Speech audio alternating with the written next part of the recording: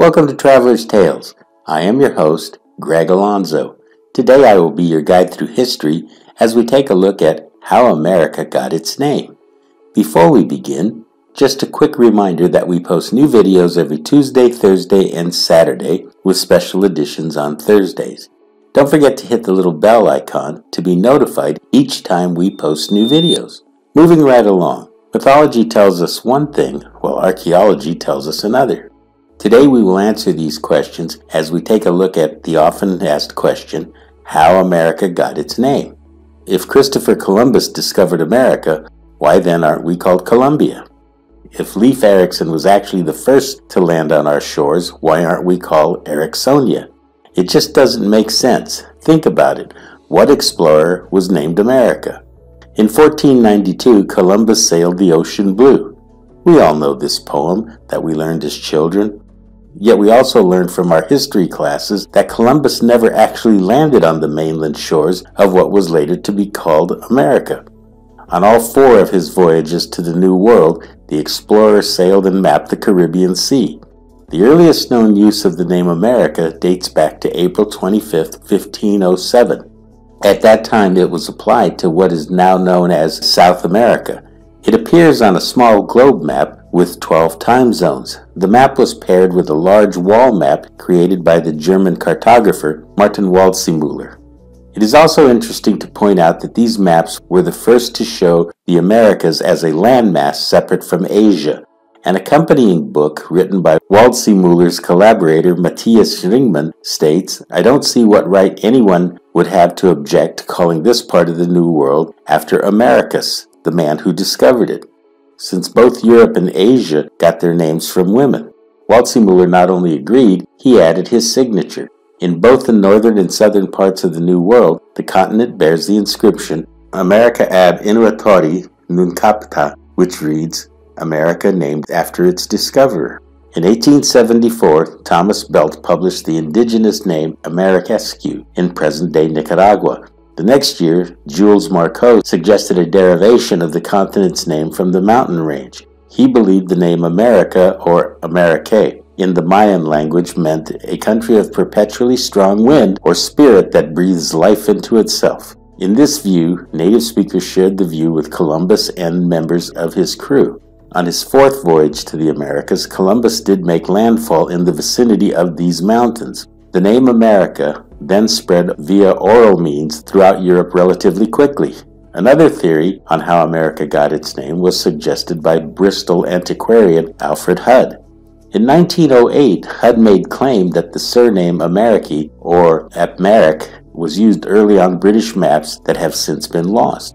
According to HUD, a wealthy Anglo-Welsh merchant, royal customs officer, and Bristol sheriff by the name of Richard Amerique was the source for the name.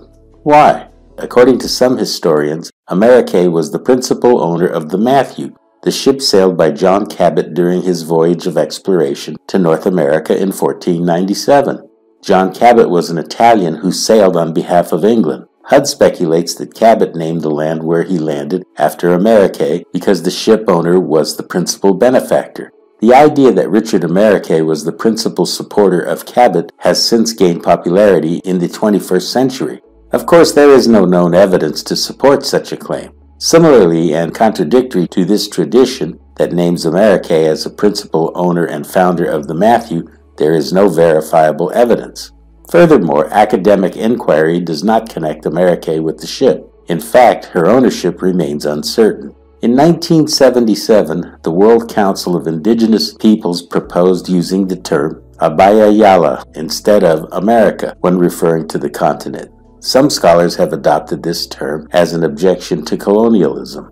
Lastly, we come to Americus Vespucius, the Latinized version of the name of Italian explorer Amerigo Vespucci.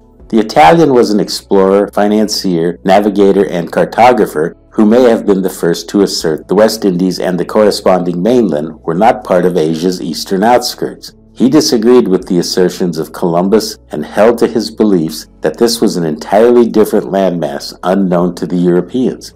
A few years after his death, there was a growing trend to refer to the new continent as America, thereby honoring Vespucci. However, Spain disagreed and refused to accept the name of America for 200 years. They believed that since Columbus discovered the New World, it should be named after him. By 1538, Gerardus Mercator applied the names North and South America to his influential world map. After that, this usage became popular and eventually the standard. My wife shared with me a legend from Uzbekistan. Tradition has it that an Uzbek Amir, which is a prince, was the first foreigner to reach the New World. He became quite friendly with the indigenous people, especially the young. When he decided to return home, his newfound friends were filled with sadness and tears. They had only known him by his title, and as he boarded his ship, they shouted, "What's your name?" He shouted back, "Sayed Gafir, Durashlop, Abu Durrahman." Befuddled, the people shouted back that they would never remember or be able to pronounce his name. The prince thought for a moment and replied, "Aka, this means elder brother. Remember me as Amir Aka." The people chanted back, "Amir Aka, Amir Aka." For a moment I had you all sitting on the edge of your seats, laughing out loud.